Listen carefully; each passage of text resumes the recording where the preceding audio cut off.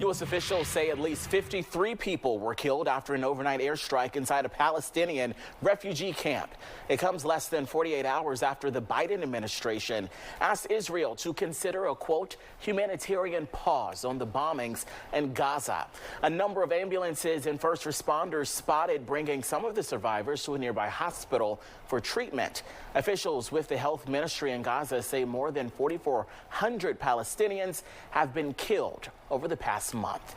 Secretary of State Antony Blinken was in the West Bank this afternoon, meeting with Palestinian president there. It's all part of the Biden administration's ongoing effort to reduce civilian deaths in the region. Secretary Blinken also emphasized the need to get aid into Gaza, but Israel is refusing to pause their military assault across the region. Blinken also sent a direct message to other nations in the region who may be compelled to get involved. To anyone who might seek to take advantage of the conflict in Gaza to threaten our personnel here or anywhere else in the region, don't do it.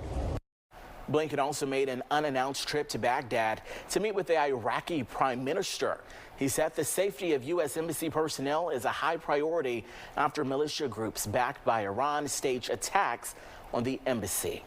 During his weekly prayer address in St. Peter's Square, Pope Francis calls for a ceasefire in Israel and Gaza.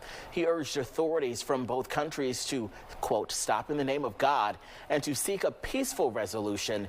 The Pope also pleaded for the release of children being held hostage by Hamas. Israel preparing to mount a deeper offensive into the Gaza Strip as terror group Hamas still firing rockets of its own into Israeli territory. Fox News correspondent Trey Yanks is at the Israel-Gaza border with the latest on the ground there for us.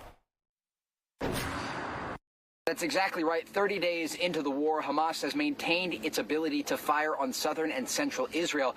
This comes as battles rage on inside the Gaza Strip. Behind us, we do know the Israelis are pushing their infantry troops deeper into Gaza, trying to take more territory and destroy as many Hamas fighters as possible.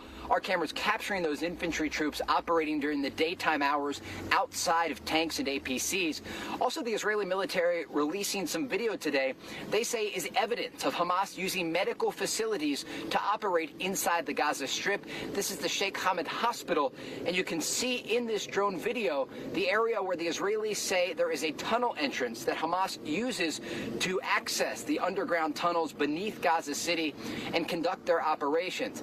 The extent of damage inside Gaza is spreading. More than 25% of buildings have been damaged or destroyed over the past 30 days. We do expect that number to rise as Hamas and Israeli forces continue fighting inside Gaza. We do know in the coming days the Israelis will try to work their way deeper into Gaza City. They say they have the city surrounded, and they've effectively cut the Gaza Strip in half. Along the Israel-Gaza border, Trey Yanks, Fox News.